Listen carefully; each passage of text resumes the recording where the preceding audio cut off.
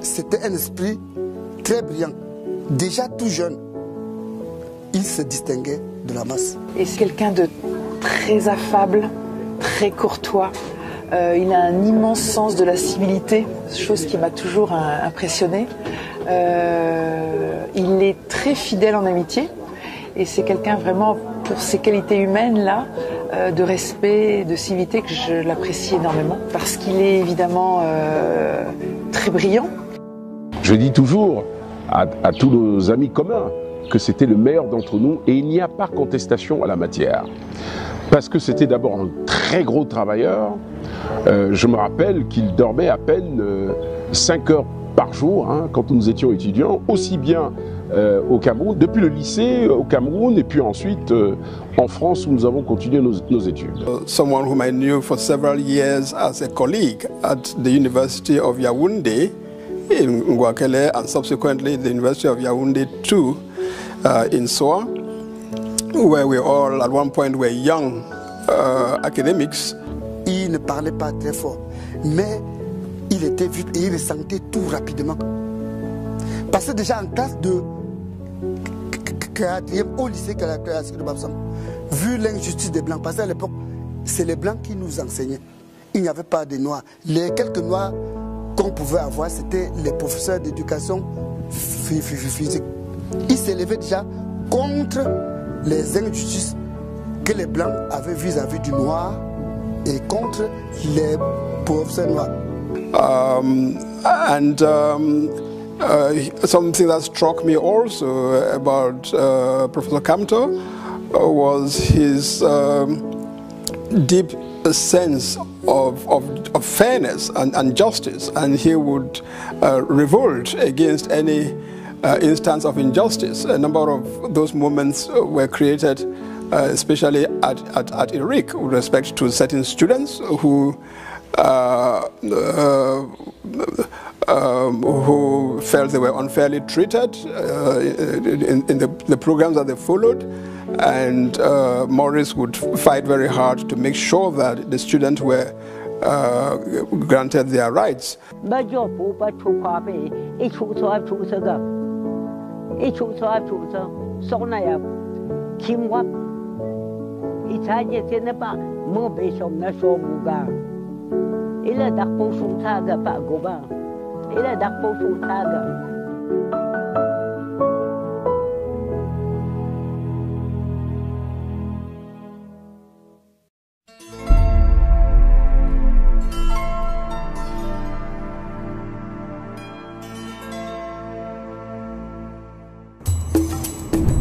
Samuel Wanko, âgé de 32 ans, est député et architecte.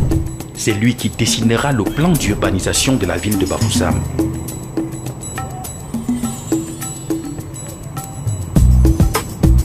Il sera assassiné alors qu'il s'opposait à la loi cadre de fer sur l'indigénisation.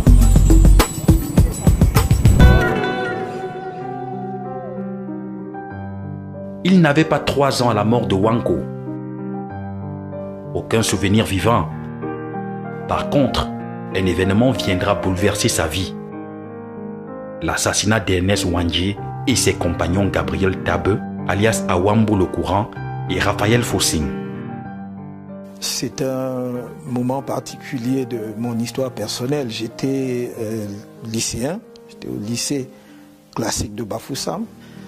Et le matin, quand nous allons au lycée, puisque j'habitais le quartier Nilon, qui est le quartier où je suis né, où vivent mes parents, où vivaient mes parents à cette époque-là.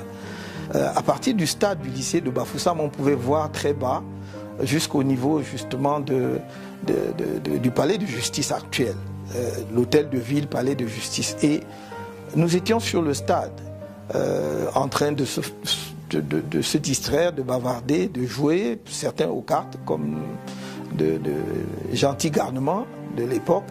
Et on se rend compte que vers le palais de justice, c'est noir de monde. Il y avait une foule immense. Et lorsque sonne la rentrée, donc la fin de la pause, par curiosité, nous nous portons vers le bas, donc vers le lieu où il y a cet assemblement. Des personnes, il y a une foule vraiment inestimable. Et moi, je me rapproche, j'étais tout petit à l'époque, donc je pouvais me faufiler très facilement entre les personnes. Et il y a un arbre. Et dès cet instant-là, il y a des rumeurs que l'on va exécuter. Il y a une exécution publique qui aura lieu. On ne sait d'ailleurs pas qui à ce moment-là. Je me faufile et il y a un arbre qui surplombe la scène, qui est un terrain vague, terrassé probablement. Il y avait un projet de construction à cet endroit. Et j'essaye de me hisser dans cet arbre. Je grimpe. Et d'ailleurs, j'ai eu une frayeur, l'une des plus grosses frayeurs de ma vie, parce que je me rends compte qu'il y a plein de soldats dans cet arbre aussi. Donc, je m'agrippe à une branche et je peux observer toute la scène. Et arrive donc un camion duquel descendent 3 personnes, parce qu'il n'y avait pas que Ernest Ouandié. Les noms, nous les saurons après, parce que je ne les connaissais pas à ce moment-là, mais tout le monde pouvait identifier Ouandié comme étant le leader par sa statue. Il était grand, il portait des vêtements noirs et il avait avec lui son baluchon, il était pieds nus. Il descend, mais avant qu'il n'arrive, je dois dire que j'ai assisté à toute la scène préparatoire, c'est-à-dire à l'implantation des poteaux, donc des soldats qui ont planté les poteaux d'exécution. Et donc quand ils arrivent, quand ils descendent, on les dirige vers les poteaux d'exécution. Il est donc suivi par 2 autres personnes, je crois, Fossine Raphaël et quelqu'un que l'on appelait Wambo le Courant. Et le peloton d'exécution est mis en place. Et il y a, je crois, un officier ou un sous-officier, mais les personnes à exécuter en jouent et ordonnent l'exécution. Bafoussam, le 15 janvier 1971. Mourir pour la liberté de mon peuple est un honneur. Être exécuté ici à Bafoussam, pour que mon sang coule jusqu'aux rivières les plus lointaines du Cameroun, est un honneur. Après moi, d'autres continueront le combat, et ce jusqu'à la victoire finale, avant de conclure en chantant que vive le Cameroun à jamais libre. On tire. Et c'est terrible quand même. C'était la première fois que j'assistais à une scène pareille, parce que on est traversé par toutes sortes de sentiments à ce moment-là. Il y a la peur, mais il y a en même temps la compassion aussi. Il y a une sorte d'empathie, parce que on se dit, mais enfin, pourquoi est-ce qu'on peut exécuter les gens? Je ne comprenais pas tout à l'époque. Mais spontanément, on savait que c'était des nationalistes. On savait que c'était des gens qui se battaient pour la cause du peuple camerounais, pour la cause de l'émancipation de notre pays. Donc il y a eu cette empathie naturelle et on se sentait en réalité faire partie de cette cause-là. C'est le sentiment en tout cas que j'ai eu à cette époque. Je crois que ce n'est pas un événement qui vous laisse indifférent, et je pense que ça a pétri la personne que je suis devenue. Ça a construit aussi d'une certaine façon l'homme que je suis aujourd'hui. Mais en même temps, je crois, aussi loin que je m'en souvienne, c'est la cause qui était derrière qui m'a toujours frappé. De dire, enfin, on peut comme ça accepter de lutter pour les autres au point de donner sa vie, de lutter pour son pays au point de donner sa vie. Ça, c'est quand même quelque chose qui, oui, même inconsciemment, je crois, a contribué à me pétrir. Ouais.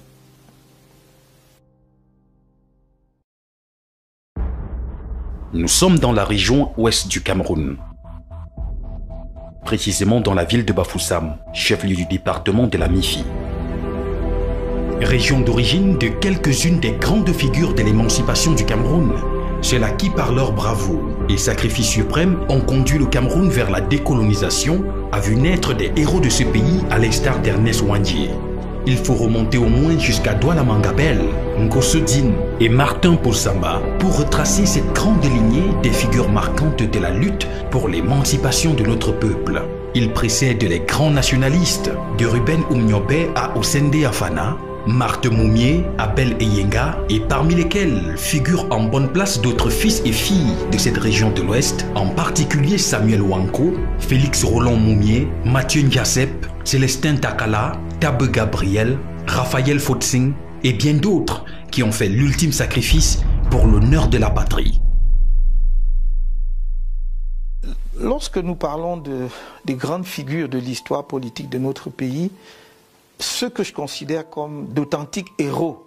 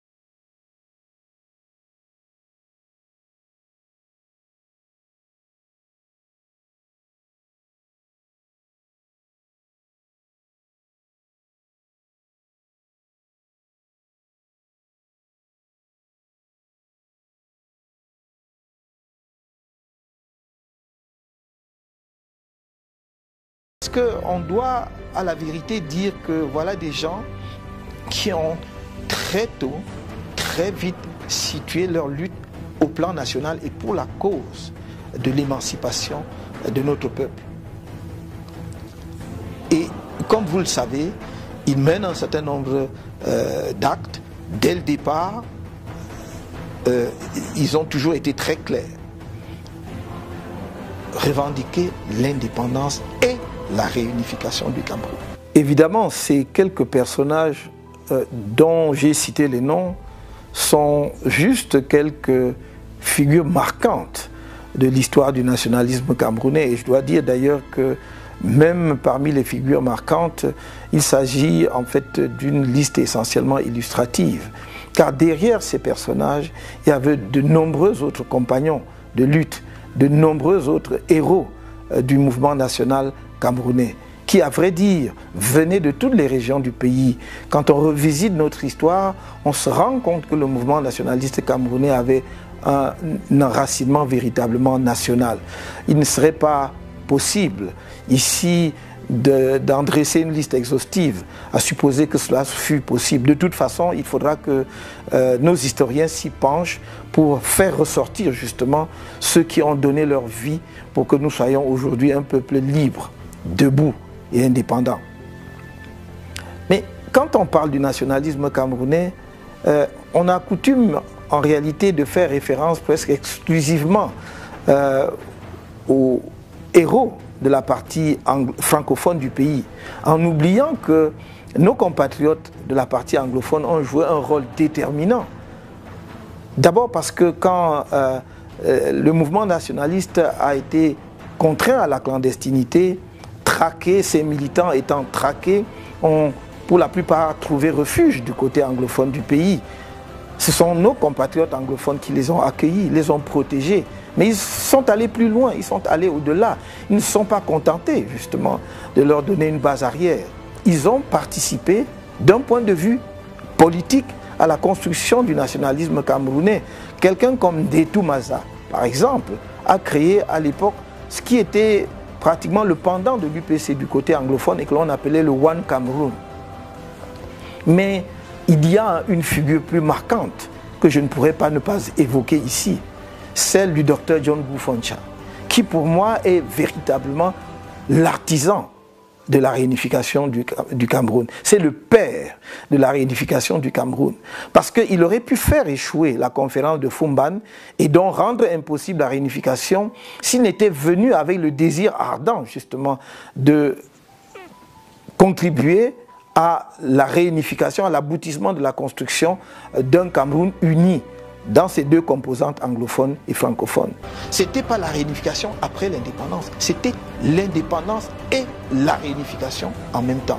Je crois que nous ne le disons pas assez, nous ne soulignons pas assez cet aspect justement de la cause nationaliste qui a un écho aujourd'hui dans ce qu'on appelle la crise anglophone, parce que pour eux, la partie anglophone du pays, c'est-à-dire le Cameroun méridional, c'est-à-dire la partie sud, et le Cameroun septentrional, dont on ne parle pas assez. C'est vrai que nous avons perdu cette partie de notre territoire. Donc les deux faisaient partie d'un même et seul Cameroun. Les nationalistes camerounais, dès l'origine,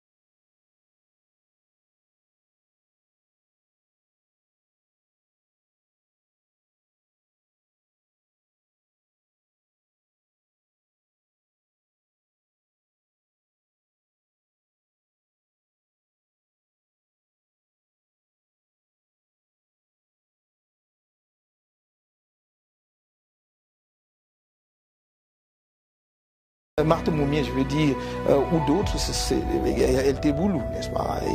Et je revois encore son image lorsque elle se rend à Genève parce que son mari est victime d'empoisonnement, avec une dignité extraordinaire.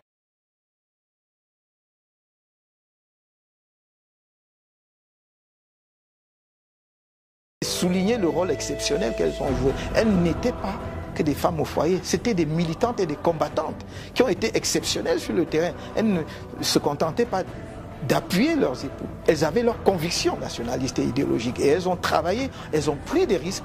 Et si nous sommes aujourd'hui ce que nous sommes, c'est aussi, et je dirais même d'abord, grâce à elles. On ne souligne pas assez l'héroïsme d'un jeune, 36 ans, premier docteur en sciences économiques d'Afrique subsaharienne au sein des AFA, qui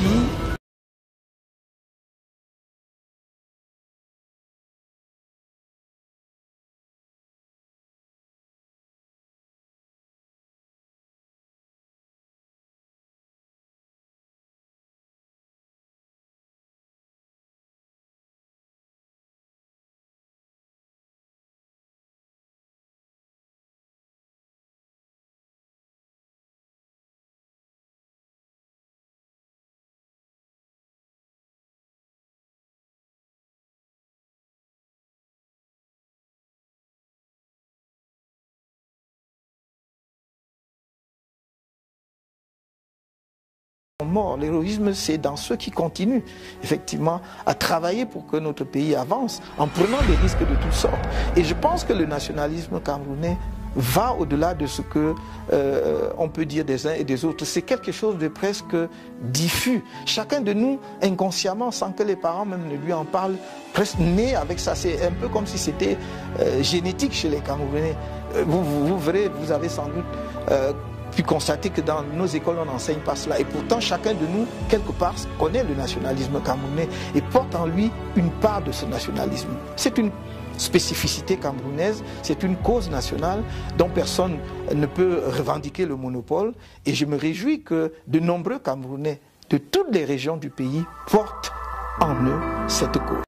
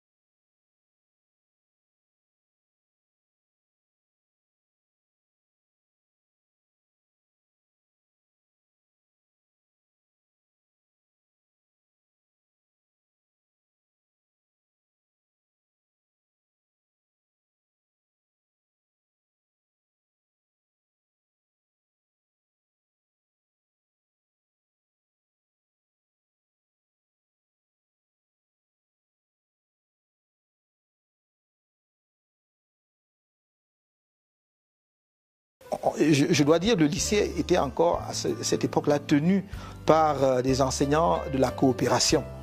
Donc c'était des Français, en très grande partie. Hein. Il y avait très peu de professeurs camerounais à l'époque. Je me souviens qu'on avait un professeur de mathématiques qui était camerounais et c'est presque tout. Et donc j'ai fait le lycée Jos de Douala, ensuite la première et terminale au lycée Jos, où j'ai eu mon baccalauréat au lycée Jos. J'ai eu mon BEPC au lycée classique de Bafoussam, mais mon baccalauréat au lycée Jos. Maurice Kamto était un élève, un camarade qu'on ne peut pas oublier. Nous sommes à deux là-bas à Ezeka. Il y a Momnougi Jacques et moi qui étions dans la même classe que lui. Et chaque fois qu'on en parle, même quand on l'avait nommé ministre, quand on voulait déjà venir le voir, c'est là on avait dit qu'il a démissionné. C'était un meneur d'hommes. Je parle d'un meneur d'hommes au niveau des conseils. Ce n'est pas lui qui était le président de la coopérative des élèves, mais lui, il était un meneur d'hommes au niveau des conseils. Un meneur d'hommes au niveau de la salle de classe. Il était un exemple. Et je pense que cet exemple-là doit se répercuter dans la nation. C'est un exemple que nous devons avoir. And it doesn't therefore come to me as a surprise to hear that with that background, he should be seeking to be President of the Republic. For him to go into politics, it seems quite a natural progression from where he was at the university and in government. I therefore wish him luck in his endeavors. I know that there's going to be a wide field of candidates, and I'm sure the best of those candidates will eventually win. But I also want to say that the nation owes Professor Kamto a great deal when we think of his contribution in the legal team that argued the case for Cameroon before the International Court of Justice. And considering that at first the powers that be tried to exclude him from that team. Nous ne l'avons jamais vu au sein du lycée discuter avec son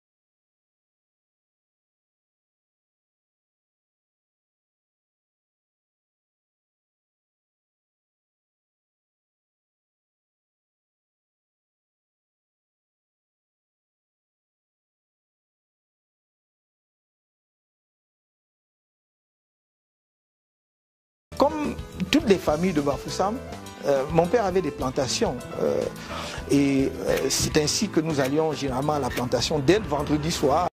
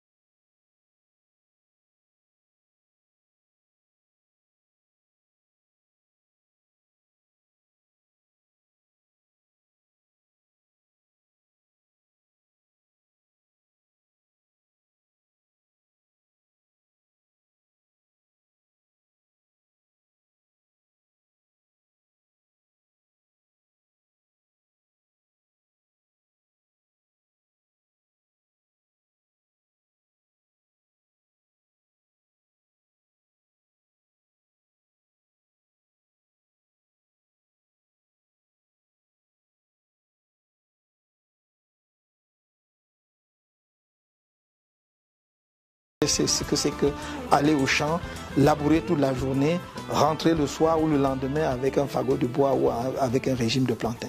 Donc voilà.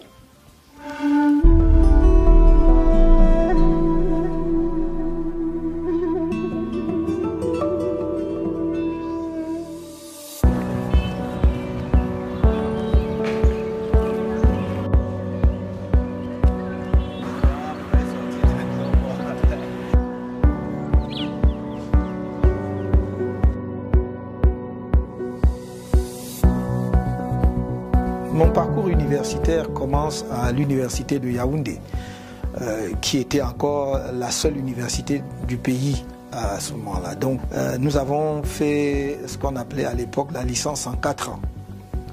Et c'était d'ailleurs généralement licence droit et sciences économiques. Mais j'ai fait l'option droit public et j'ai obtenu ma licence avec une mention bien. Nous étions 3, donc un autre Camerounais, Jean-Dieudonné Tchama, qui est devenu plus tard diplomate, et un autre camarade qui était nigérien du Niger. Eh bien, Maurice a la foi en la modification, en un avenir meilleur pour ce pays. Il a aussi cette empathie nécessaire qui l'amène à se soucier des misères et des malheurs de ses compatriotes. Je l'ai connu dans ses engagements qu'on peut qualifier déjà de politique lorsque nous étions étudiants dans les années 70 à l'université de Yaoundé. C'est quelqu'un qui a pris part aux mouvements estudiantins lorsqu'il a fallu contester ou revendiquer certaines transformations dans la loi, par exemple, de Dame Joya qui modifiait le régime des licences à l'université du Cameroun. Déjà à cette époque, il s'était engagé. C'était peut-être quelque part une sorte de prédestination de ce qu'il va devenir plus tard. Il y a eu un épisode extrêmement important de ma vie. Je suis déjà en 4e année, parce que la licence à ce moment-là se faisait en 4 ans. Donc je suis en 4e année de licence en droit public et on fait la réforme de la licence et on ramène la licence de 4 ans à 3 ans. On l'applique à la faculté de lettres et à la faculté de sciences, mais pas à la faculté de droit et de sciences économiques où j'étais étudiant. Je n'habitais pas le campus universitaire, j'habitais à Essos. J'arrive le matin et l'information est portée à notre connaissance. Et beaucoup d'étudiants, surtout nos cadets, sont frustrés en disant « Enfin, pourquoi nous devons-nous faire notre licence en 4 ans et nos camarades des facultés de lettres et des facultés de sciences en 3 ans. Surtout qu'à la sortie, nous présenterons les mêmes concours, mais eux, ils auront eu leur diplôme en 3 ans et nous, 4 ans. C'est injuste. Mais là encore, Maurice Kamto était encore parmi ceux qui revendiquaient, ceux qui étaient les porte-parole. Et il le faisait avec la douceur. Nous autres, on se réunit, on allait lui dire, mais comment? Maurice, tu es en train de faire quoi comme ça? Pourquoi tu te mets devant le cercueil? Pourquoi tu prends le micro? Il nous a dit, vous voulez que qui prenne le micro? Nous sommes en train de défendre la cause de tout le monde, votre cause. Il faut qu'il y ait quelqu'un. Je suis un peu comme ça. Donc je me dis, mais enfin ça, oui, on ne peut pas accepter ça. Donc c'est une cause qu'il faut défendre. Je rencontre quelques-uns de mes camarades sur le campus et on dit, mais il faut faire quelque chose. Et rapidement, on s'organise. Et on dit, nous voulons que la règle de 3 ans en licence s'applique en faculté de sciences économiques, en faculté de droit et de sciences économiques. Et parmi mes camarades qui me suivent, avec qui on engage ce mouvement, ils sont encore là. Hein. Un certain nombre d'entre eux vivants, certains à des postes de responsabilité. Un d'eux a été représentant de la BAD à N'Djamena pendant un certain temps. D'autres sont dans la diplomatie aujourd'hui et d'autres à d'autres postes de responsabilité.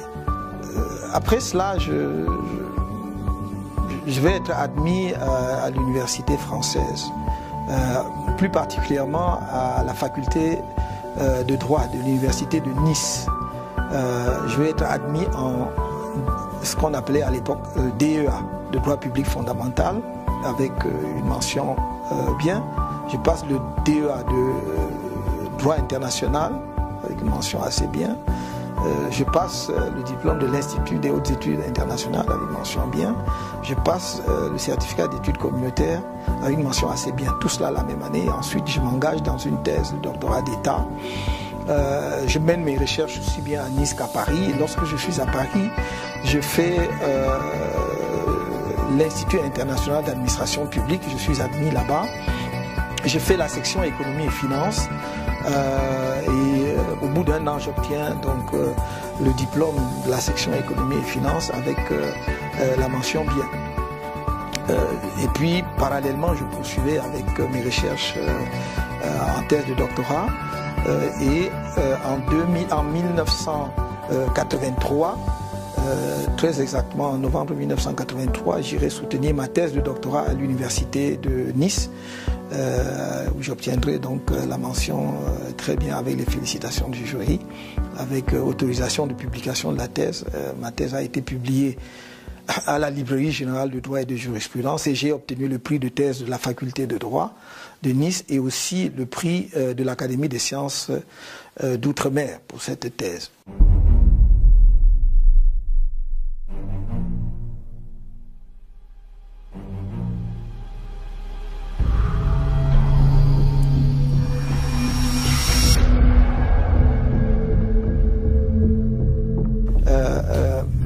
Hubert Monondiana écrit un livre qui s'intitule « L'idée sociale chez Paul Biya ».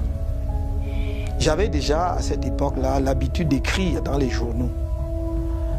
Et je pense qu'il avait sans doute lu quelques papiers de moi qu'il avait probablement apprécié, sinon sur le fond, au moins sur la forme. Donc je me retrouve à la chancellerie de l'université de Yaoundé, qui était encore la seule université du pays. Et il m'interpelle et il me dit, mais est-ce que, on se croise, donc il me dit, est-ce que vous pouvez rendre compte de mon ouvrage, l'idée sociale chez Paul Biya? J'ai dit volontiers. Peut-être croyait-il que j'étais journaliste d'ailleurs. Et j'accepte de le faire et je lui dis à condition que j'ai la liberté de dire vraiment ce que j'en pense. Il dit, pas de problème. Je vais lire l'ouvrage et plus je lis, plus je suis abasourdi. Non seulement l'ouvrage vantait les mérites de l'action sociale, ou plutôt de l'idée sociale du président de la République avant la moindre réalisation. Mais l'ouvrage avait un passage qui m'a fait froid dans le dos, où il disait, je cite de mémoire, « Préserver les appareils répressifs de l'ancien régime pour les retourner contre tout ce que l'on soupçonne d'être contre le renouveau. » Et là, lisant cela, d'un enseignant d'université, philosophe de surcroît, j'étais catastrophé parce que je suis d'une génération qui, alors que nous étions étudiants, suivions les crimes de Pol Pot au Cambodge.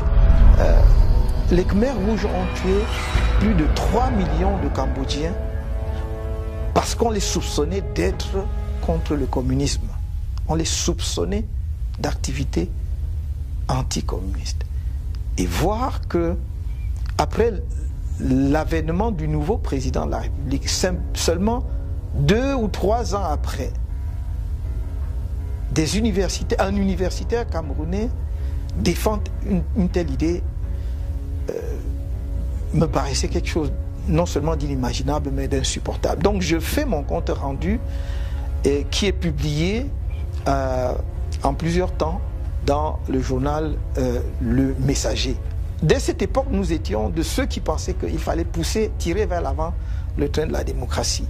Et quand je lis dans l'ouvrage d'un enseignant d'université qu'il faut préserver justement les appareils répressifs pour les retourner contre ce que l'on soupçonne d'être contre le renouveau, je dis c'est là on est en train d'emprunter la mauvaise pente.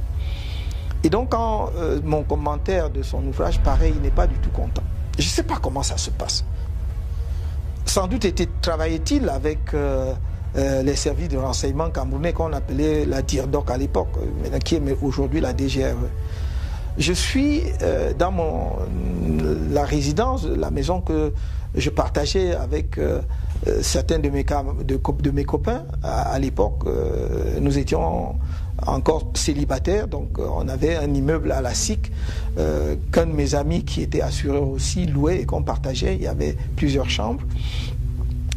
Je suis donc dans cette maison un vendredi soir quand un agent de l'IRIC, puisque j'enseignais à l'Institut des Relations Internationales du Cameroun, arrive accompagné de 2 personnes. Et ces personnes s'introduisent, enfin on les introduit dans la maison et ces personnes se présentent de façon très courtoise, très polie. Ils me disent, le grand patron veut vous voir. Ah. Moi je dis, le chancelier, parce que pour moi le grand patron, pour moi, ne pouvait être que le chancelier parce que mon patron, c'était le directeur de l'IRIC et au-dessus de lui, il y avait le chancelier, donc je ne pouvais pas voir plus loin. Il me dit non, non, non, le président de la République.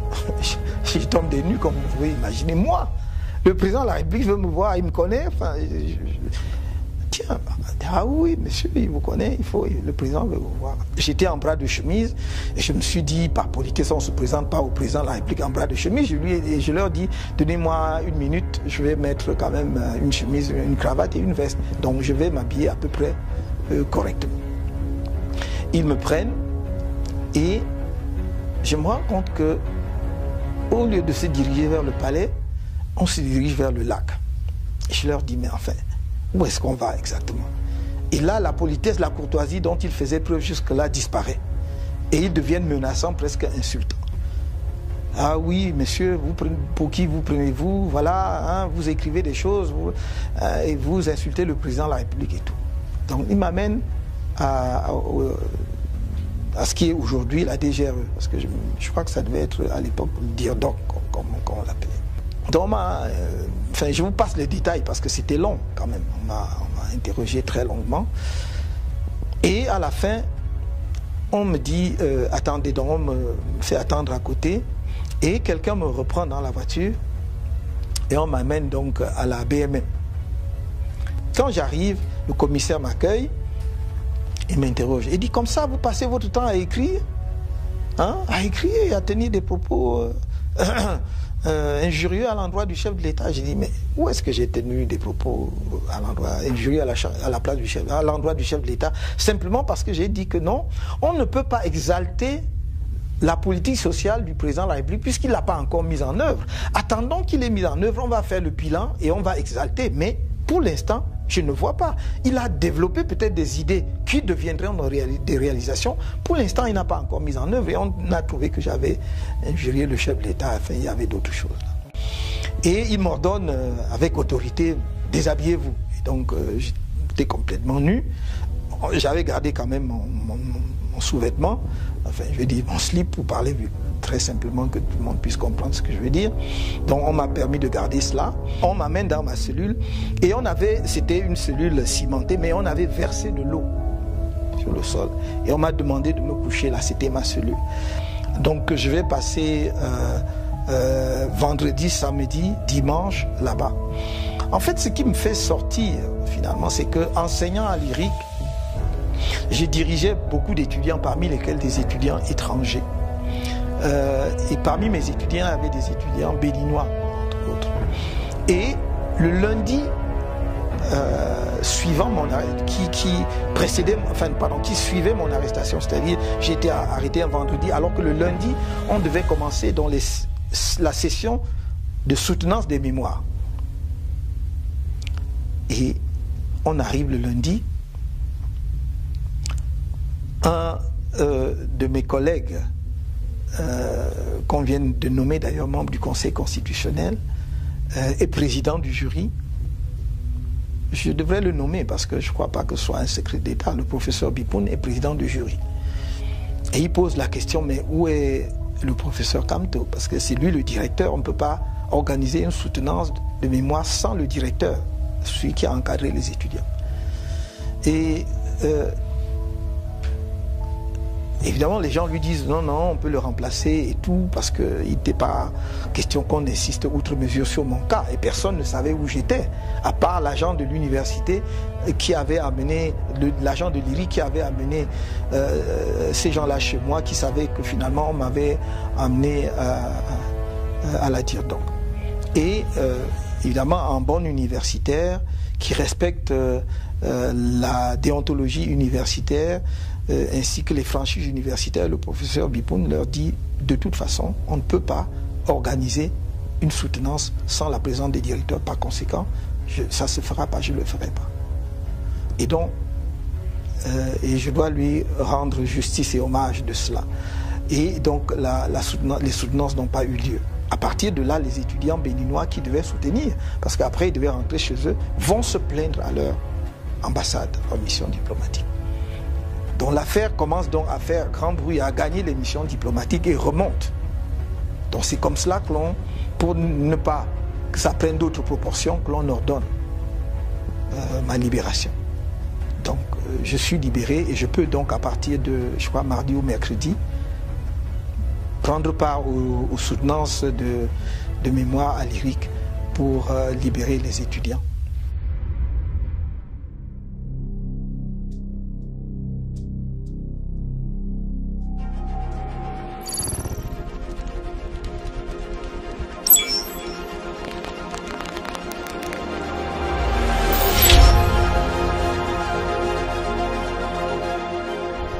Well, Maurice had a significant input into the case.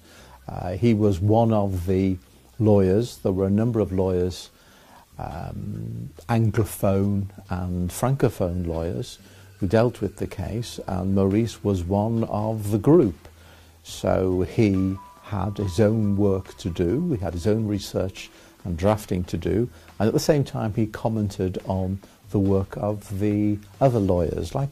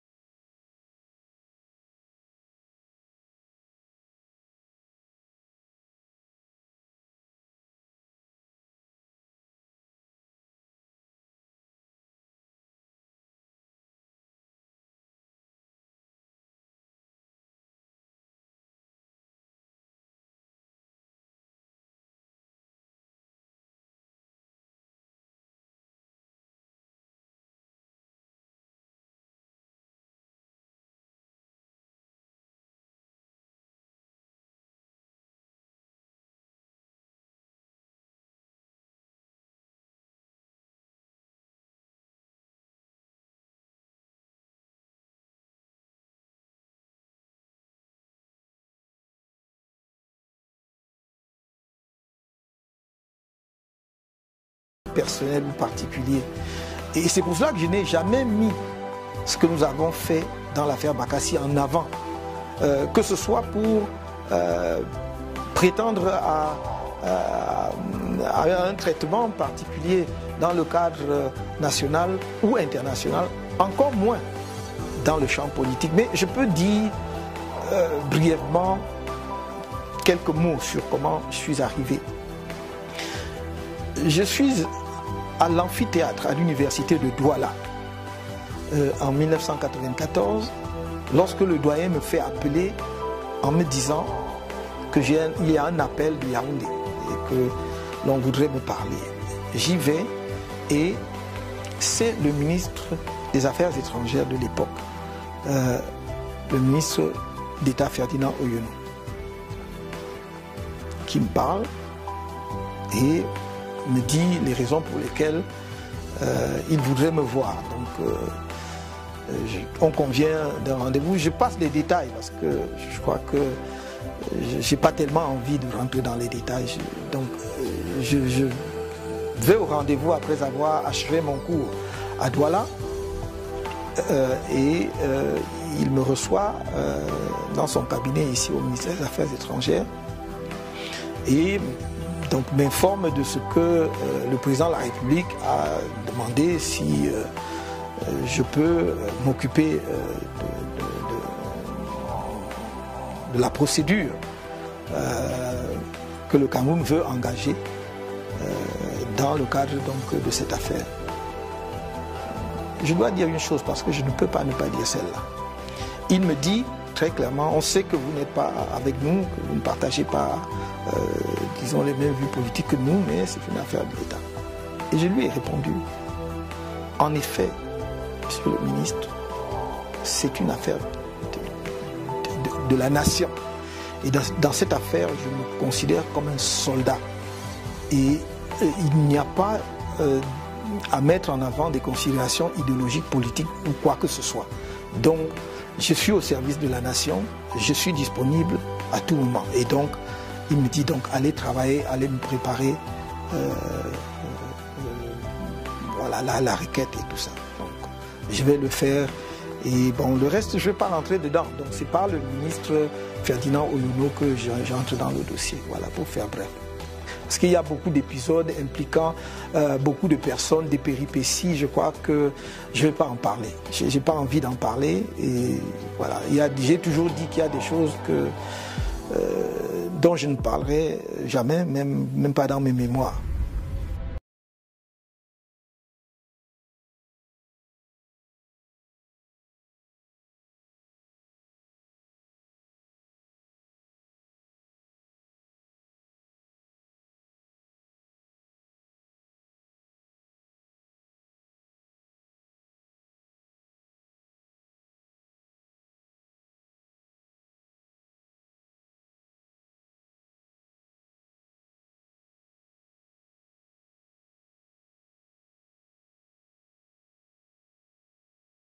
Démarche en ce sens.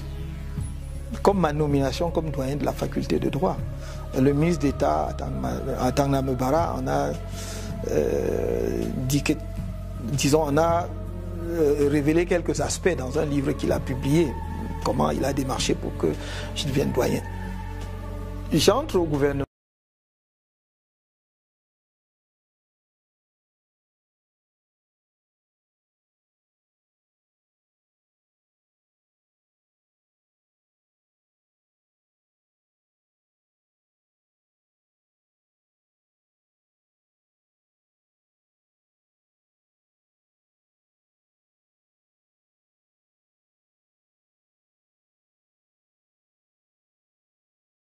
Et il apparaît manifestement, à mes yeux en tout cas, que c'était étroitement lié justement à l'affaire Bakassi.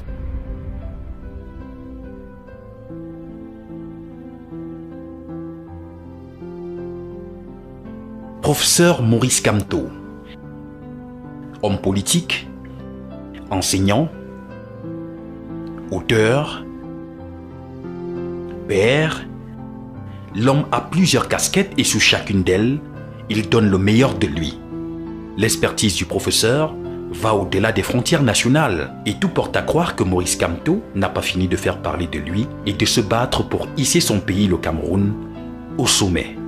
Maurice Kamto was a member of the commission, but he was also the chairman of the commission 1 year, and he was an excellent chairman who kept good order in a very pleasant way. His topic in particular was a human rights topic about the expulsion of aliens, the expulsion of foreigners, and how if foreigners were expelled it has to be done in accordance with human rights. So we worked together closely on that topic, but on many other topics on the International Law Commission. All questions of public international law. J'ai eu d'ailleurs à pratiquer comme avocat devant les tribunaux camerounais 2 fois. La première fois, c'était dans un dossier dans lequel j'étais l'État, pour défendre les intérêts de l'État, dans lequel j'étais avec Maître Monguetine. Et on n'a pas eu à plaider vraiment, donc, mais on s'est présenté devant la barre. Il a pris brièvement la parole après justement m'avoir présenté comme la courtoisie le veut au président de la cour d'appel. Et puis donc, dès lors que j'étais domicilié à son cabinet, j'ai pu participer à cette procédure. Et la deuxième fois, c'est récemment, lorsque j'ai mis ma toge dans l'affaire survenue à la suite de la crise anglophone et donc des leaders anglophones qui étaient arrêtés et détenus pour, entre autres, chefs d'accusation, n'est-ce pas, de terrorisme. Voilà pour ce qui est de ma pratique du barreau. Je dois dire d'ailleurs qu'en dehors de cela, je pratique aussi comme arbitre. Je suis arbitre dans un certain nombre d'affaires au niveau international impliquant soit un État et une entreprise, soit parfois deux entreprises entre elles. He's one of the great international lawyers in the world. Certainly on the International Law Commission, he was one of the very best members of the Commission, a very good representative of Africa on the Commission because it's a worldwide commission. His knowledge of international law is very good, both as a professor and also as a practitioner, as a lawyer, practicing lawyer. And his knowledge of human rights is very good. That was shown by his own topic on the Commission about the expulsion of aliens. Well, we've been working together on a case at the International Court of Justice in The Hague, and I very much enjoy working with him. He's very good at the law, at the tactics, at the strategy of a court case, and it's a great pleasure to work with him. So we've been working for two years on that case, and we see each other very frequently in The Hague and elsewhere. Devant la Cour internationale de justice, j'ai eu à défendre plusieurs pays en dehors de notre pays, le Cameroun, dont j'ai assuré la défense dans le cadre de ce que l'on connaît couramment sous l'appellation de l'affaire Bakassi de 1994 jusqu'au prononcé de l'arrêt sur le fond le 10 octobre 2002. Donc j'ai défendu l'État du Cameroun, j'ai défendu notre pays dans toutes les étapes de la procédure. J'étais d'ailleurs dans cette affaire à la fois co-agent, avocat et conseil.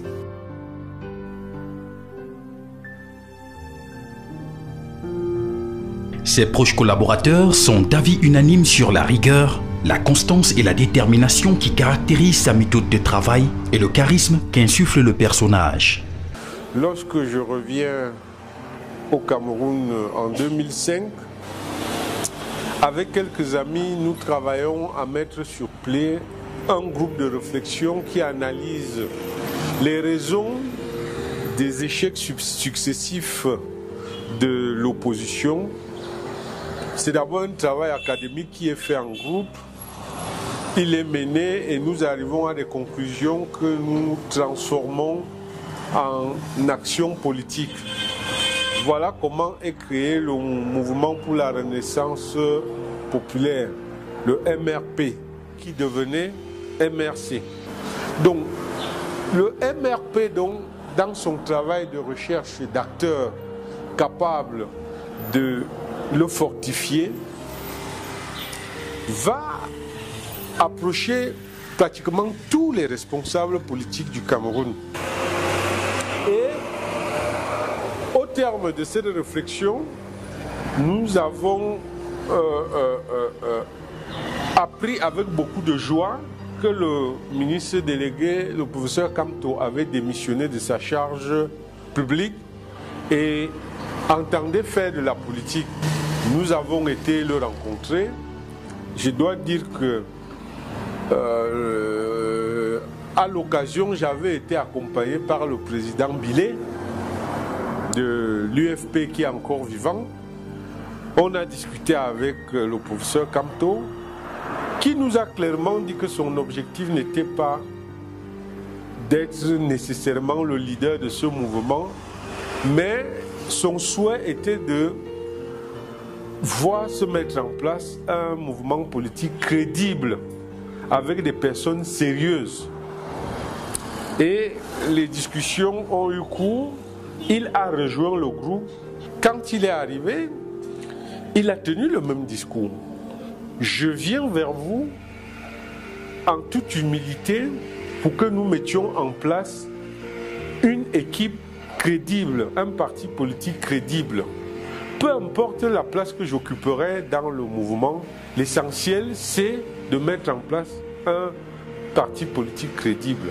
Au MRC, il y a une instance dirigeante qui s'appelle le Directoire national. Et le Directoire national est vraiment l'instance qui fonctionne le plus régulièrement possible pour prendre toutes les décisions intéressant la vie du parti, mais aussi concernant nos prises de position par rapport à la vie nationale. Le président prend les décisions toujours en accord avec le directoire. Quand il y a une question, je convoque par l'intermédiaire du secrétaire général, secrétaire national du parti, la réunion du directoire. Et au directoire, tous les membres du directoire sont égaux. Donc, je pose le problème et je demande aux gens de s'exprimer, c'est-à-dire aux membres du directoire de s'exprimer sur la question.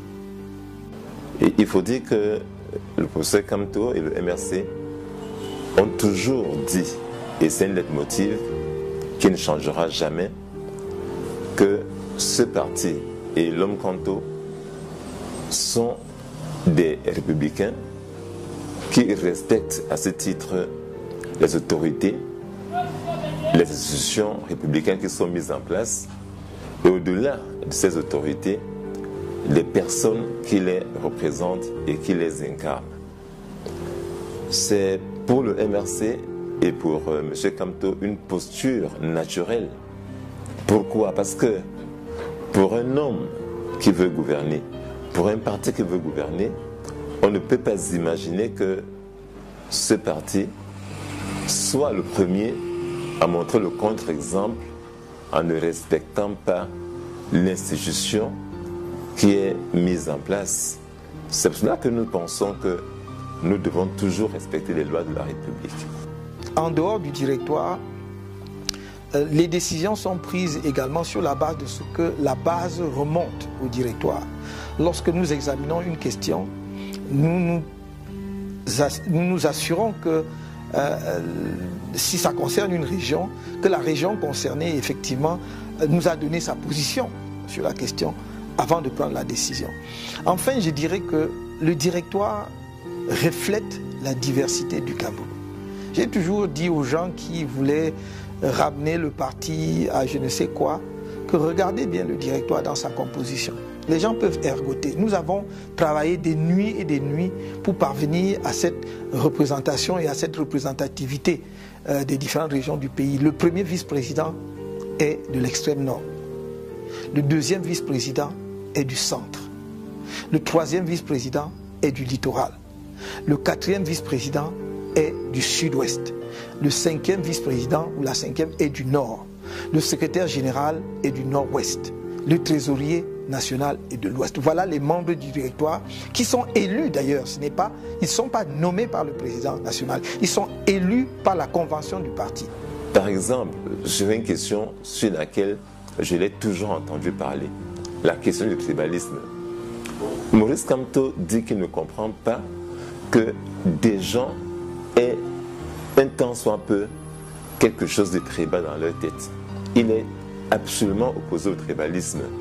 Il dit qu'aujourd'hui, le monde a évolué et que le combat des jeunes Camerounais et des Camerounais, c'est d'être en mesure de concurrencer les jeunes Japonais, les jeunes Chinois, de montrer qu'ils peuvent faire face aux défis du monde actuel. Ce n'est pas de créer des divisions entre les Camerounais, ce n'est pas de dire que telle et telle tribu et telle une autre tribu. Cet homme ne vous demande jamais d'où vous venez quand il vous rencontre.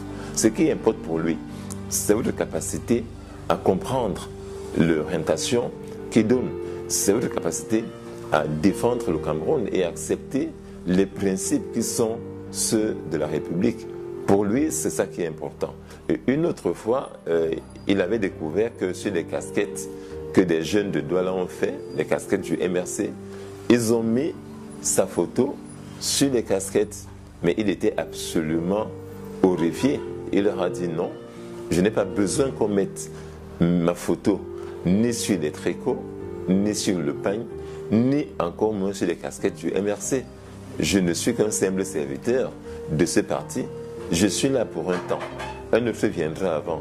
Et ce qu'il faut mettre en avant, ce n'est pas la personne de Maurice Kamto, c'est d'abord le parti politique et les idées, la vision que ce parti présente aux Camerounais.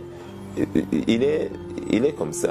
Et c'est ce qui fait que, par cette humilité, il a un grand respect des hommes, jusqu'aux enfants. Il considère qu'un être humain est égal à un autre et que son action politique à lui, c'est de se demander qu'est-ce qu'il fait pour que demain, le Camerounais, la Camerounaise puisse vivre décemment et normalement dans son pays. Ça, c'est Maurice Kamto. Et souvent, je lui disais au début, mais professeur, vantez-vous un peu quand même. Un homme politique, il doit pouvoir dire des choses, se vanter un peu. Mais non, ce n'est pas lui. C'est quelqu'un qui laisse toujours de côté les titres qu'il a pu avoir, qui laisse de côté les fonctions qu'il a occupées pour simplement être un homme simple, un homme comme les autres.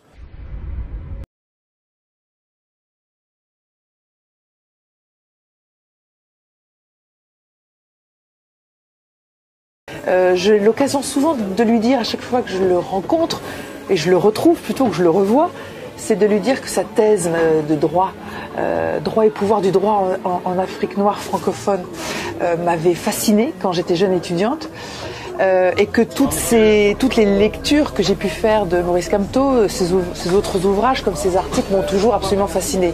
Il a une plume magnifique, il a une pensée originale, très très précise, ce qui est nécessaire quand on est un juriste.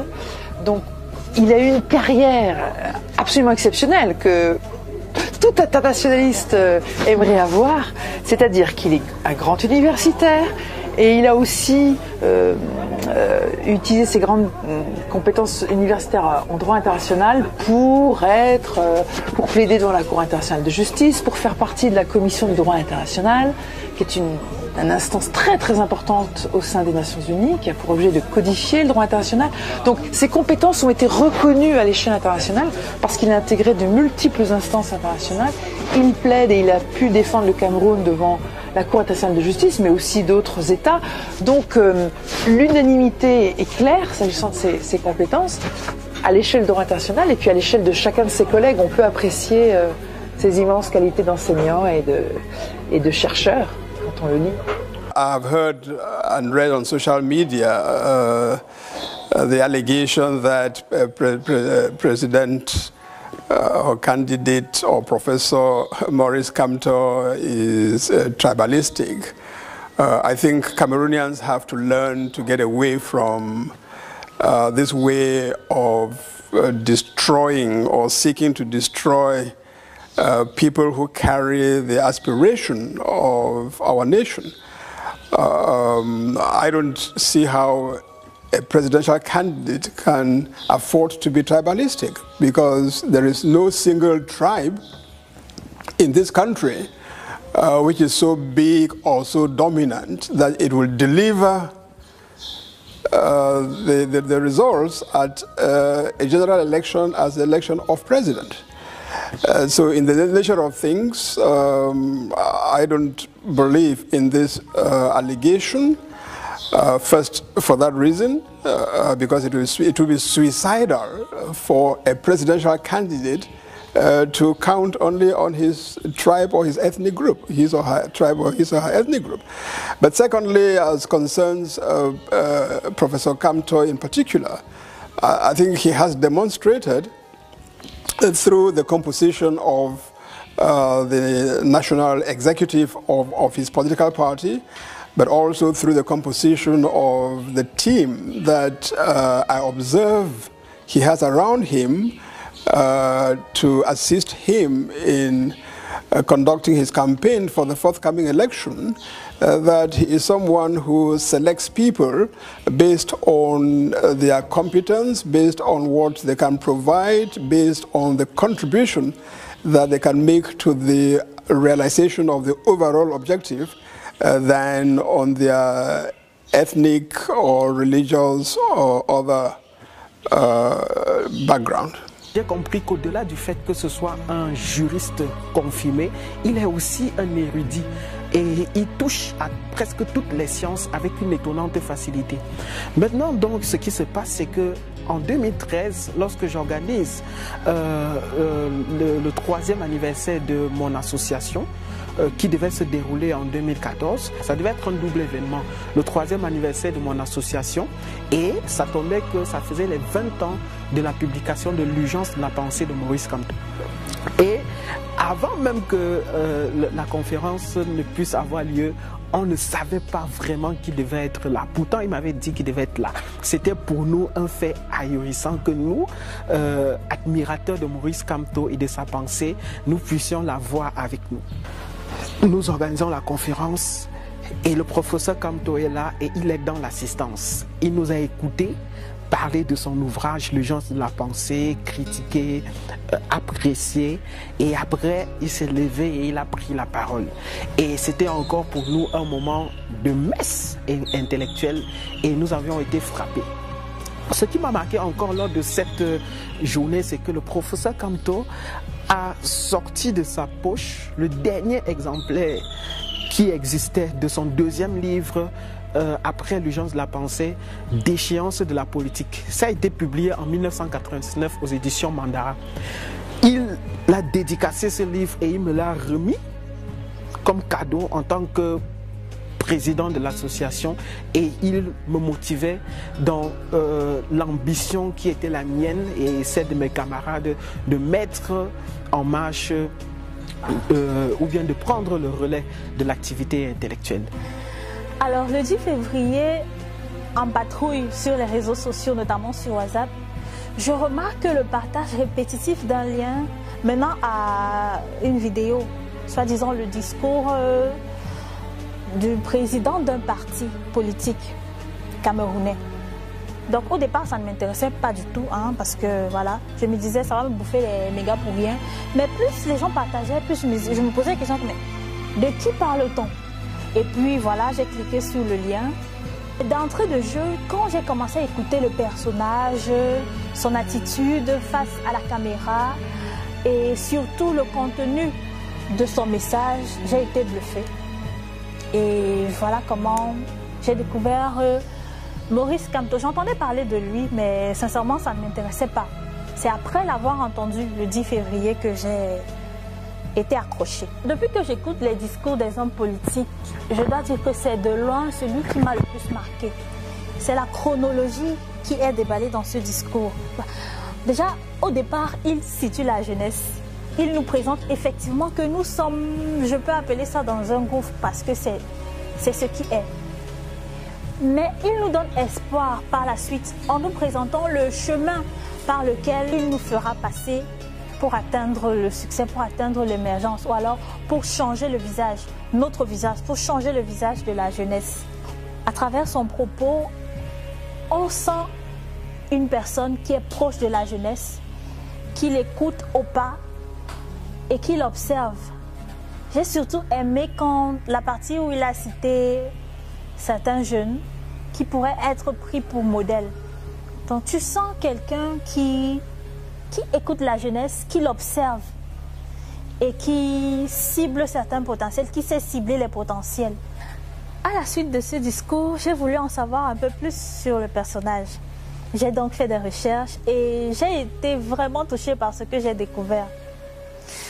J'ai la ferme conviction que ce projet sera réalisé.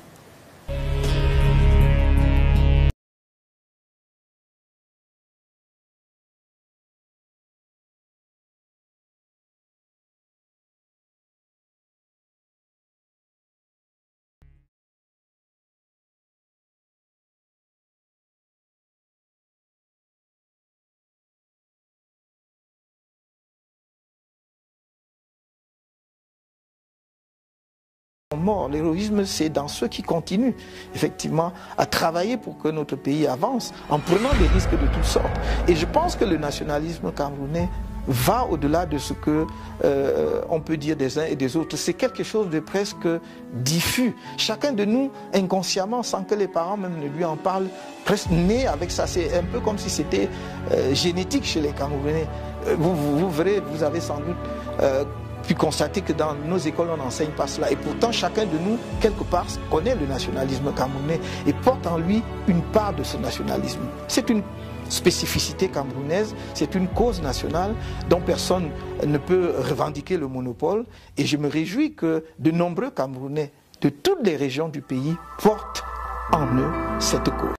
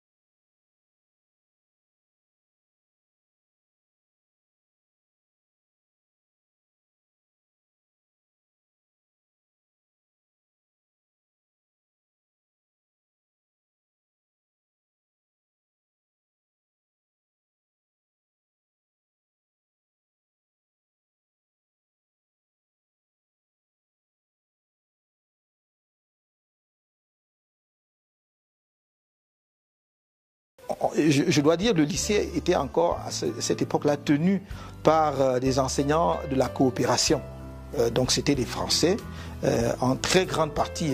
Il y avait très peu de professeurs camerounais à l'époque. Je me souviens qu'on avait un professeur de mathématiques qui était camerounais et c'est presque tout. Et donc j'ai fait le lycée Jos de Douala, ensuite la première et terminale au lycée Jos, où j'ai eu mon baccalauréat au lycée Jos. J'ai eu mon BEPC au lycée classique de Bafoussam, mais mon baccalauréat au lycée Jos. Maurice Kamto était un élève, un camarade qu'on ne peut pas oublier. Nous sommes à deux là-bas à Ezeka. Il y a Momnougi Jacques et moi qui étions dans la même classe que lui. Et chaque fois qu'on en parle, même quand on l'avait nommé ministre, quand on voulait déjà venir le voir, c'est là on avait dit qu'il a démissionné. C'était un meneur d'hommes. Je parle d'un meneur d'hommes au niveau des conseils. Ce n'est pas lui qui était le président de la coopérative des élèves, mais lui, il était un meneur d'hommes au niveau des conseils. Un meneur d'hommes au niveau de la salle de classe. Il était un exemple.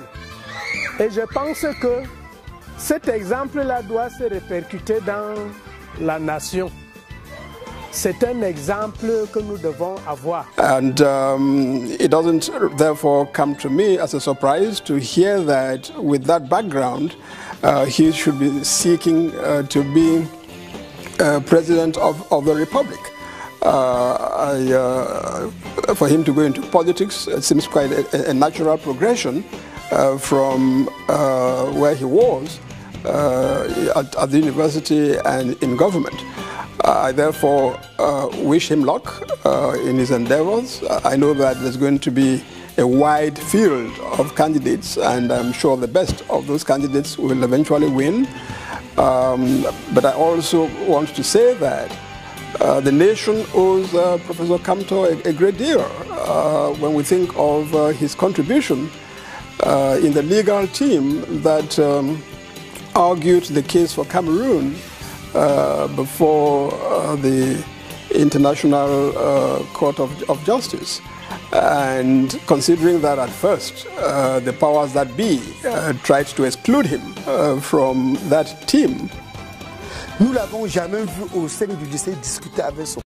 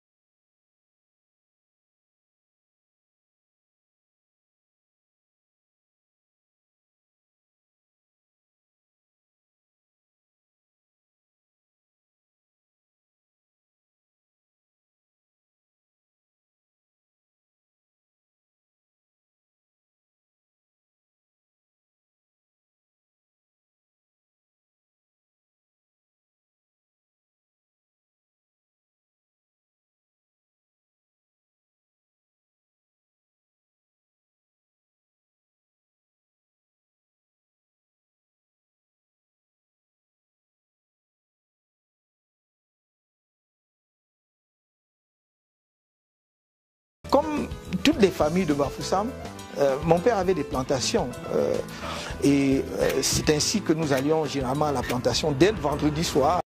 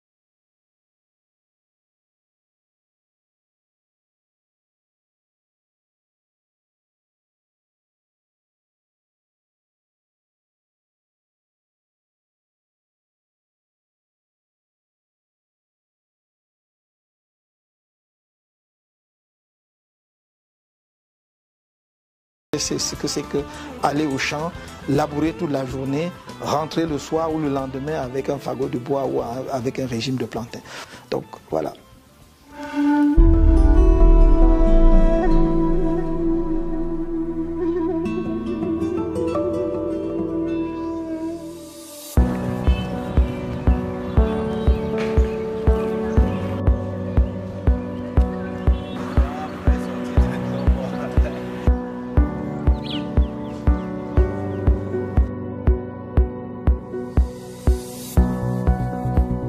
Mon parcours universitaire commence à l'université de Yaoundé, qui était encore la seule université du pays à ce moment-là. Donc nous avons fait ce qu'on appelait à l'époque la licence en 4 ans. Et c'était d'ailleurs généralement une licence droit et sciences économiques. Mais j'ai fait l'option droit public et j'ai obtenu ma licence avec une mention bien. Nous étions 3. Donc un autre Camerounais, Jean-Dieudonné Tchama, qui est devenu plus tard diplomate, et un autre camarade qui était nigérien du Niger. Eh bien, Maurice a la foi en la modification, en un avenir meilleur pour ce pays. Il a aussi cette empathie nécessaire qui l'amène à se soucier des misères et des malheurs de ses compatriotes. Je l'ai connu dans ses engagements qu'on peut qualifier déjà de politique lorsque nous étions étudiants dans les années 70 à l'université de Yaoundé. C'est au point de donner sa vie, de lutter pour son pays, au point de donner sa vie, ça, c'est quand même quelque chose qui, oui, même inconsciemment, je crois, a contribué à me pétrir. Ouais.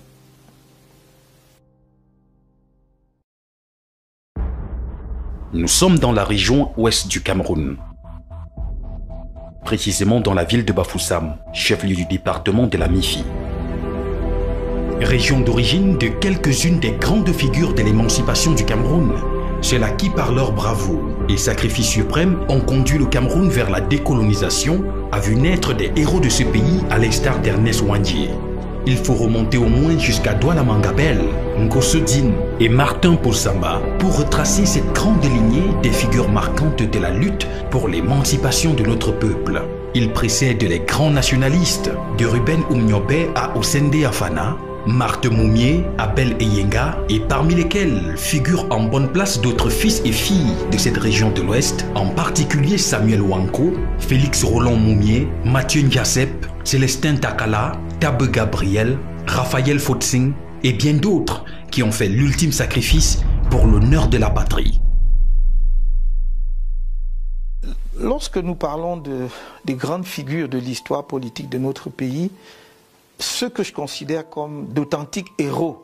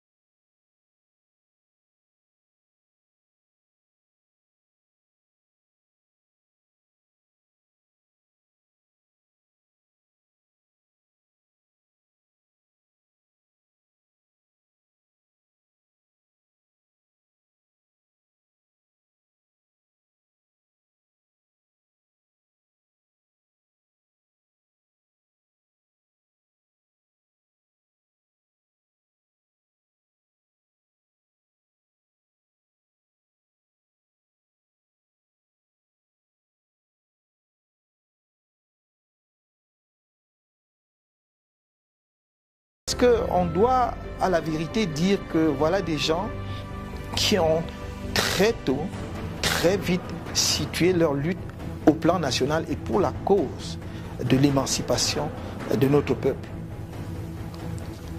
Et comme vous le savez, ils mènent un certain nombre d'actes. Dès le départ, ils ont toujours été très clairs. Revendiquer l'indépendance et la réunification du Cameroun.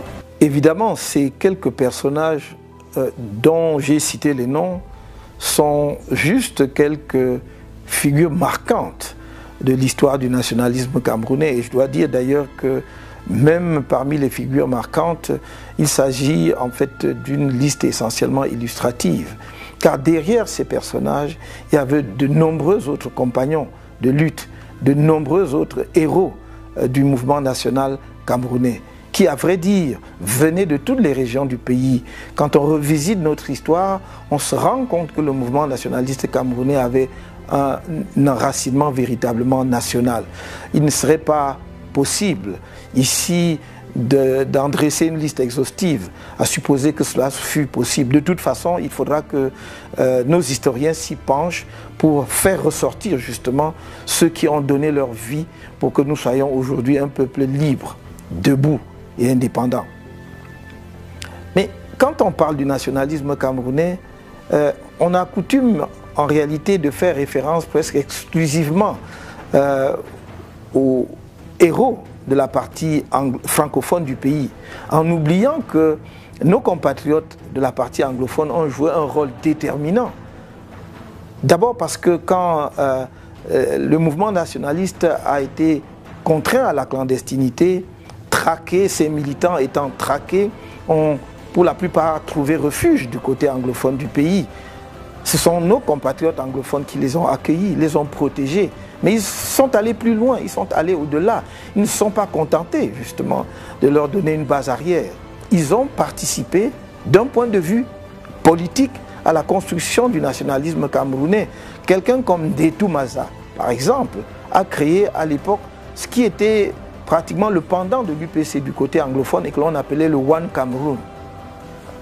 Mais il y a une figure plus marquante que je ne pourrais pas ne pas évoquer ici, celle du docteur John Boufoncha, qui pour moi est véritablement l'artisan de la réunification du Cameroun. C'est le père de la réunification du Cameroun. Parce qu'il aurait pu faire échouer la conférence de Fumban et donc rendre impossible la réunification s'il n'était venu avec le désir ardent justement de contribuer à la réunification, à l'aboutissement de la construction d'un Cameroun uni dans ces deux composantes anglophones et francophones. Ce n'était pas la réunification après l'indépendance, c'était l'indépendance et la réunification en même temps. Je crois que nous ne le disons pas assez, nous ne soulignons pas assez cet aspect justement de la cause nationaliste qui a un écho aujourd'hui dans ce qu'on appelle la crise anglophone, parce que pour eux, la partie anglophone du pays, c'est-à-dire le Cameroun méridional, c'est-à-dire la partie sud, et le Cameroun septentrional, dont on ne parle pas assez. C'est vrai que nous avons perdu cette partie de notre territoire. Donc les deux faisaient partie d'un même et seul Cameroun. Les nationalistes camerounais, dès l'origine,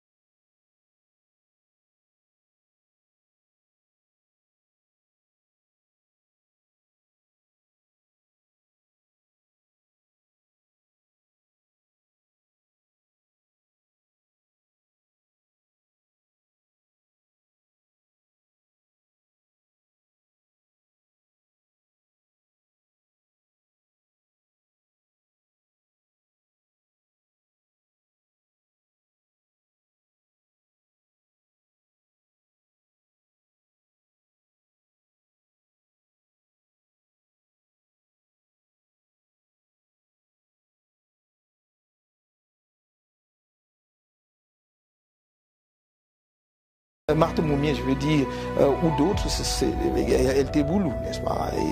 Et je revois encore son image lorsque elle se rend à Genève parce que son mari est victime d'empoisonnement avec une dignité extraordinaire.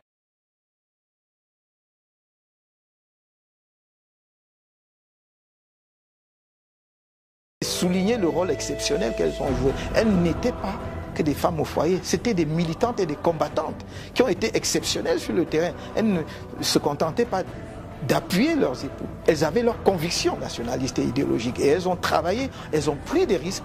Et si nous sommes aujourd'hui ce que nous sommes, c'est aussi, et je dirais même d'abord, grâce à elles. On ne souligne pas assez l'héroïsme d'un jeune, 36 ans, premier docteur en sciences économiques d'Afrique subsaharienne au sein des AFA, qui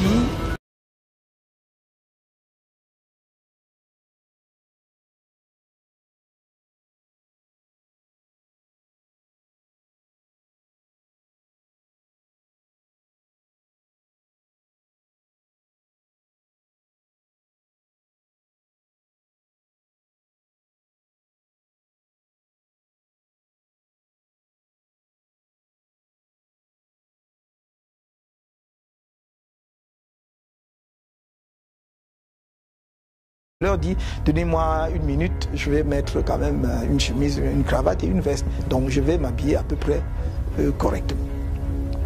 Ils me prennent et je me rends compte que au lieu de se diriger vers le palais, on se dirige vers le lac. Et je leur dis, mais enfin, où est-ce qu'on va exactement? Et là, la politesse, la courtoisie dont ils faisaient preuve jusque-là disparaît. Et ils deviennent menaçants, presque insultants. Ah oui, monsieur, pour qui vous prenez-vous? Voilà, hein, vous écrivez des choses et vous insultez le président de la République et tout. Donc il m'amène à ce qui est aujourd'hui la DGRE, parce que je crois que ça devait être à l'époque le DIRDOC, comme on l'appelait. Donc enfin, je vous passe les détails parce que c'était long quand même. On m'a interrogé très longuement. Et à la fin, on me dit, attendez, donc on me fait attendre à côté. Et quelqu'un me reprend dans la voiture et on m'amène donc à la BMM. Quand j'arrive, le commissaire m'accueille et m'interroge. Il dit, comme ça, vous passez votre temps à écrire, hein, à écrire et à tenir des propos injurieux à l'endroit du chef de l'État. J'ai dit, mais où est-ce que j'ai tenu des propos à l'endroit injurieux à la place du chef, à l'endroit du chef de l'État? Simplement parce que j'ai dit que non, on ne peut pas exalter la politique sociale du président de la République puisqu'il ne l'a pas encore mise en œuvre. Attendons qu'il ait mis en œuvre, on va faire le bilan et on va exalter. Mais pour l'instant, je ne vois pas. Il a développé peut-être des idées qui deviendraient des réalisations. Pour l'instant, il n'a pas encore mis en œuvre et on a trouvé que j'avais injurié le chef de l'État. Enfin, il y avait d'autres choses là. Et il m'ordonne avec autorité, déshabillez-vous. Et donc, j'étais complètement nu. J'avais gardé quand même mon sous-vêtement, enfin je vais dire mon slip pour parler très simplement que tout le monde puisse comprendre ce que je veux dire. Donc on m'a permis de garder cela. On m'amène dans ma cellule et c'était une cellule cimentée, mais on avait versé de l'eau sur le sol. Et on m'a demandé de me coucher là, c'était ma cellule. Donc je vais passer vendredi, samedi, dimanche là-bas. En fait, ce qui me fait sortir finalement, c'est que enseignant à lyrique, j'ai dirigé beaucoup d'étudiants, parmi lesquels des étudiants étrangers. Et parmi mes étudiants, il y avait des étudiants béninois, entre autres. Et le lundi suivant qui suivait mon arrestation, c'est-à-dire j'ai été arrêté un vendredi, alors que le lundi, on devait commencer dans la session de soutenance des mémoires. Et on arrive le lundi. Un de mes collègues, qu'on vient de nommer d'ailleurs membre du Conseil constitutionnel, est président du jury. Je devrais le nommer parce que je ne crois pas que ce soit un secret d'État. Le professeur Bipoun est président du jury. Et il pose la question, mais où est le professeur Kamto? Parce que c'est lui le directeur, on ne peut pas organiser une soutenance de mémoire sans le directeur, celui qui a encadré les étudiants. Et Évidemment, les gens lui disent non, non, on peut le remplacer et tout, parce qu'il n'était pas question qu'on insiste outre mesure sur mon cas. Et personne ne savait où j'étais, à part l'agent de l'université qui avait amené, l'agent de l'IRI qui avait amené ces gens-là chez moi, qui savaient que finalement on m'avait amené à la dire donc. Et évidemment, un bon universitaire qui respecte la déontologie universitaire, ainsi que les franchises universitaires, le professeur Bipoun leur dit de toute façon, on ne peut pas organiser une soutenance sans la présence des directeurs. Par conséquent, ça ne se fera pas, je ne le ferai pas. Et donc, et je dois lui rendre justice et hommage de cela.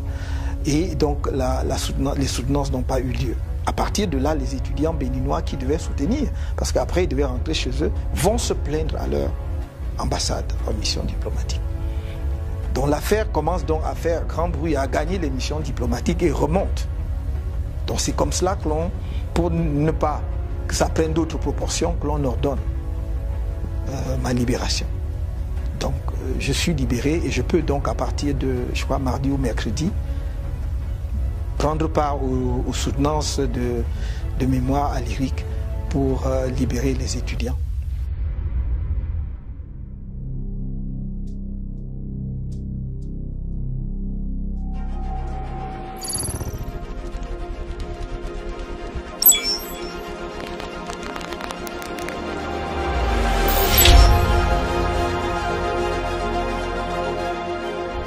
Well, Maurice had a significant input into the case. He was one of the lawyers. There were a number of lawyers, Anglophone and Francophone lawyers, who dealt with the case, and Maurice was one of the group. So he had his own work to do, he had his own research and drafting to do, and at the same time he commented on the work of the other lawyers, like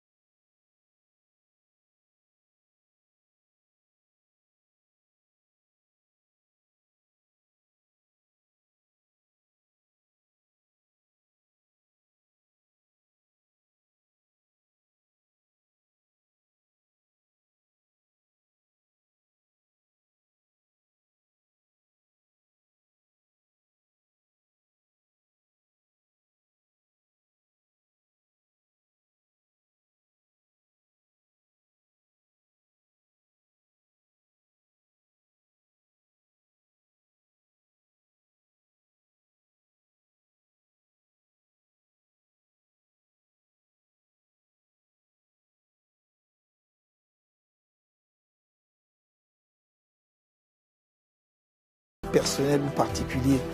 Et c'est pour cela que je n'ai jamais mis ce que nous avons fait dans l'affaire Bakassi en avant, que ce soit pour prétendre à un traitement particulier dans le cadre national ou international, encore moins dans le champ politique. Mais je peux dire brièvement quelques mots sur comment je suis arrivé. Je suis à l'amphithéâtre à l'université de Douala en 1994, lorsque le doyen me fait appeler en me disant qu'il y a un appel de Yaoundé et que l'on voudrait me parler.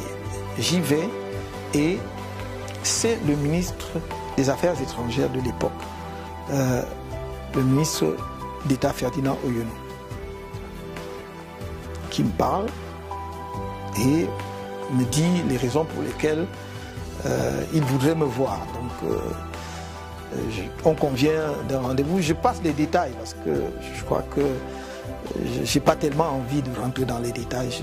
Donc je vais au rendez-vous après avoir achevé mon cours à Douala et il me reçoit dans son cabinet ici au ministère des Affaires étrangères et donc m'informe de ce que le président de la République a demandé si je peux m'occuper de la procédure que le Cameroun veut engager dans le cadre donc, de cette affaire. Je dois dire une chose parce que je ne peux pas ne pas dire celle-là.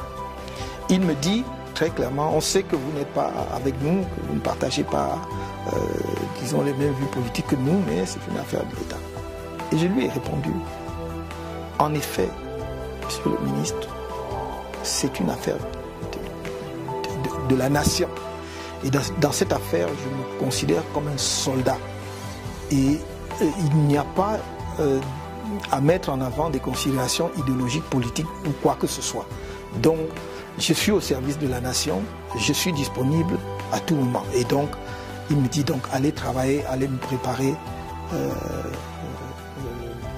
voilà, la requête et tout ça. Donc, je vais le faire. Et bon, le reste, je ne vais pas rentrer dedans. Donc, c'est par le ministre Ferdinand Oyono que j'entre dans le...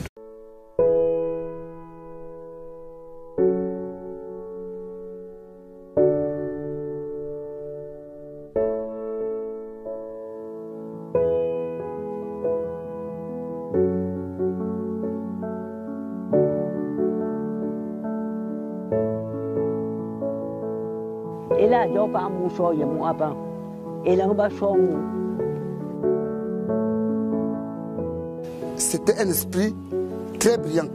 Déjà tout jeune, il se distinguait de la masse. Et c'est quelqu'un de très affable, très courtois. Il a un immense sens de la civilité, chose qui m'a toujours impressionné. Il est très fidèle en amitié. Et c'est quelqu'un vraiment, pour ses qualités humaines-là, de respect, de civilité, que je l'apprécie énormément. Parce qu'il est évidemment très brillant. Je dis toujours à tous nos amis communs que c'était le meilleur d'entre nous et il n'y a pas contestation à la matière. Parce que c'était d'abord un très gros travailleur. Je me rappelle qu'il dormait à peine 5 heures par jour hein, quand nous étions étudiants, aussi bien au Cameroun, depuis le lycée au Cameroun et puis ensuite en France où nous avons continué nos études. Someone whom I knew for several years as a colleague at the University of Yaoundé in Ngouakele and subsequently the University of Yaoundé too in Soa, where we all at one point were young academics. Il ne parlait pas très fort, mais il était vite et il ressentait tout rapidement. Parce que déjà en classe de 4e au lycée de Bafoussam, vu l'injustice des Blancs, parce qu'à l'époque, c'est les Blancs qui nous enseignaient. Il n'y avait pas de Noirs. Les quelques Noirs qu'on pouvait avoir, c'était les professeurs d'éducation physique. Ils s'élevaient déjà contre les injustices que les Blancs avaient vis-à-vis du Noir et contre les professeurs noirs. Something that struck me also about Professor Kamto was his deep sense of fairness and justice, and he would revolt against any instance of injustice. A number of those moments were created especially at IRIC with respect to certain students who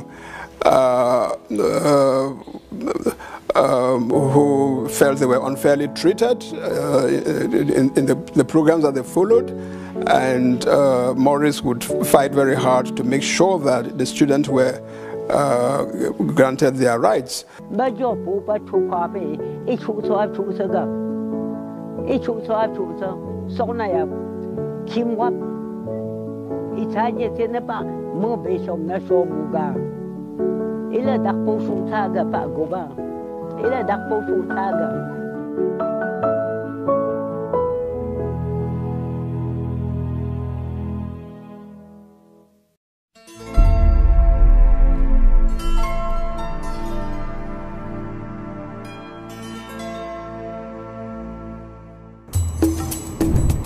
Samuel Wanko, âgé de 32 ans, est député et architecte. C'est lui qui dessinera le plan d'urbanisation de la ville de Bafoussam.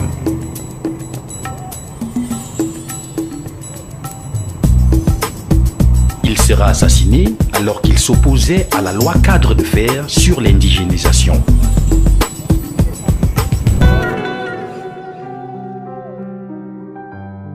il n'avait pas 3 ans à la mort de Wanko. Aucun souvenir vivant. Par contre, un événement viendra bouleverser sa vie. L'assassinat d'Ernest Ouandié et ses compagnons Gabriel Tabe, alias Awambo le Courant, et Raphaël Fossing. C'est un moment particulier de mon histoire personnelle. J'étais lycéen, j'étais au lycée classique de Bafoussam.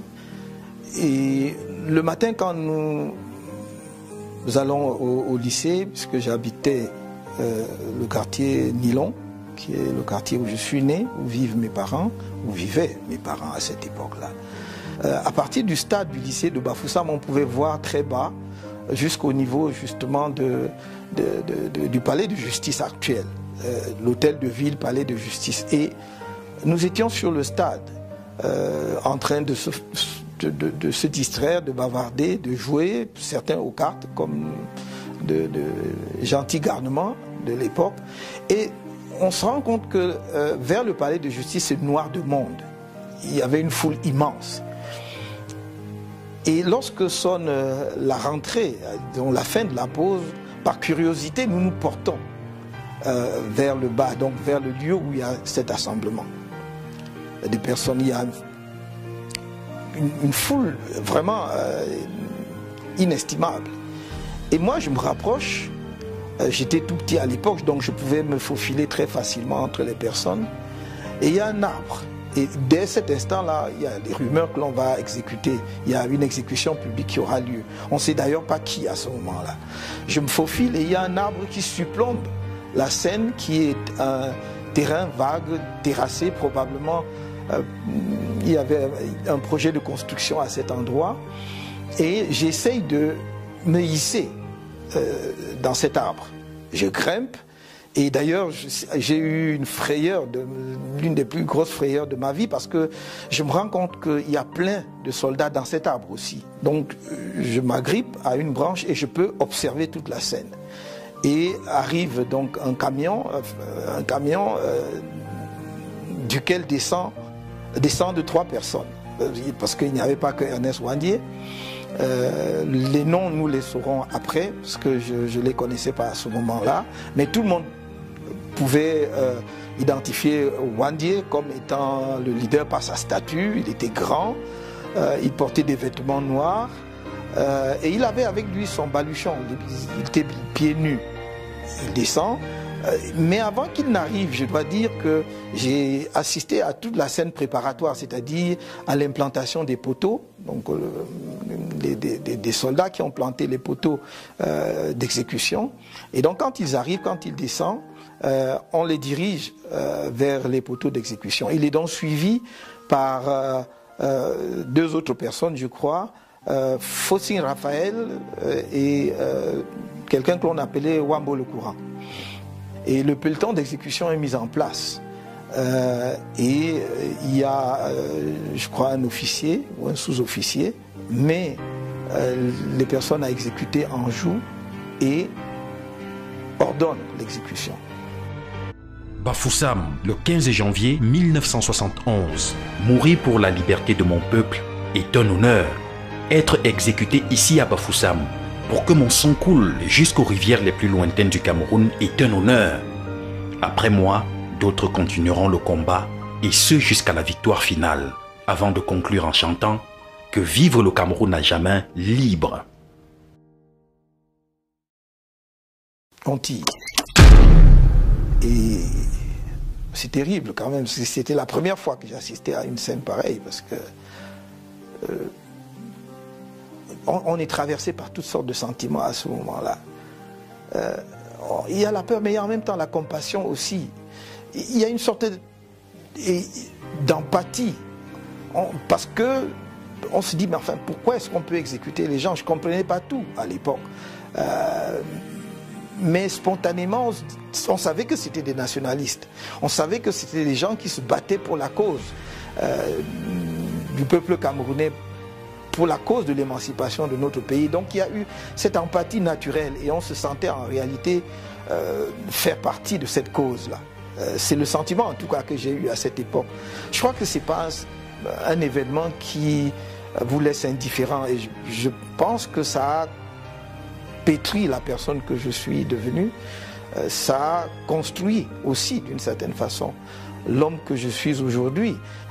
Mais en même temps, je crois, aussi loin que je m'en souvienne, c'est la cause qui était derrière qui m'a toujours frappé. De dire, enfin, on peut comme ça accepter de lutter pour les autres. Quelqu'un qui a pris part à des mouvements estudiantins lorsqu'il a fallu contester ou revendiquer certaines transformations dans la loi, par exemple de Dame Joya qui modifiait le régime des licences à l'université du Cameroun. Déjà à cette époque, il s'était engagé. C'était peut-être quelque part une sorte de prédestination de ce qu'il va devenir plus tard. Il y a eu un épisode extrêmement important de ma vie. Je suis déjà en 4e année, parce que la licence à ce moment-là se faisait en 4 ans. Donc je suis en 4e année de licence en droit public et on fait la réforme de la licence et on ramène la licence de 4 ans à 3 ans. On l'applique à la faculté de lettres et à la faculté des sciences, mais pas à la faculté de droit et des sciences économiques où j'étais étudiant. Je n'habitais pas le campus universitaire, j'habitais à Essos. J'arrive le matin et l'information est portée à notre connaissance. Et beaucoup d'étudiants, surtout nos cadets, sont frustrés en disant mais enfin, pourquoi nous devons-nous faire notre licence en 4 ans et nos camarades des facultés de lettres et des facultés de sciences en 3 ans. Surtout qu'à la sortie, nous présenterons les mêmes concours, mais eux, ils auront eu leur diplôme en 3 ans et nous, 4 ans. C'est injuste. Mais là encore, Maurice Kamto était encore parmi ceux qui revendiquaient, ceux qui étaient les porte-parole. Et il le faisait avec la douceur. Nous autres, on se réunit, on allait lui dire, mais comment? Maurice, tu es en train de faire quoi comme ça? Pourquoi tu te mets devant le cercueil? Pourquoi tu prends le micro? Il nous a dit, vous voulez que qui prenne le micro? Nous sommes en train de défendre la cause de tout le monde, votre cause. Il faut qu'il y ait quelqu'un. Je suis un peu comme ça. Donc je me dis, mais enfin ça, oui, on ne peut pas accepter ça. Donc c'est une cause qu'il faut défendre. Je rencontre quelques-uns de mes camarades sur le campus et on dit, mais il faut faire quelque chose. Et rapidement, on s'organise. Et on dit, nous voulons que la règle de 3 ans en licence s'applique en faculté de sciences économiques, en faculté de droit et de sciences économiques. Et parmi mes camarades qui me suivent, avec qui on engage ce mouvement, ils sont encore là. Hein. Un certain nombre d'entre eux vivants, certains à des postes de responsabilité. Un d'eux a été représentant de la BAD à N'Djamena pendant un certain temps. D'autres sont dans la diplomatie aujourd'hui et d'autres à d'autres postes de responsabilité. Après cela, je vais être admis à l'université française, plus particulièrement à la faculté de droit de l'université de Nice. Je vais être admis en ce qu'on appelait à l'époque DEA, de droit public fondamental, avec une mention bien. Je passe le DEA de droit international, avec une mention assez bien. Je passe le diplôme de l'Institut des hautes études internationales avec mention bien. Je passe le certificat d'études communautaires avec une mention assez bien. Tout cela la même année. Ensuite, je m'engage dans une thèse de doctorat d'État. Je mène mes recherches aussi bien à Nice qu'à Paris. Et lorsque je suis à Paris, je fais l'Institut international d'administration publique. Je suis admis là-bas. Je fais la section économie et finances. Et au bout d'un an, j'obtiens donc le diplôme de la section économie et finances avec la mention bien. Et puis, parallèlement, je poursuivais avec mes recherches en thèse de doctorat. Et en 1983, très exactement en novembre 1983, j'irai soutenir ma thèse de doctorat à l'université de Nice, où j'obtiendrai donc la mention très bien avec les félicitations du jury, avec autorisation de publication de la thèse. Ma thèse a été publiée à la Librairie générale de droit et de jurisprudence et j'ai obtenu le prix de thèse de la faculté de droit de Nice et aussi le prix de l'Académie des sciences. d'outre-mer pour cette thèse.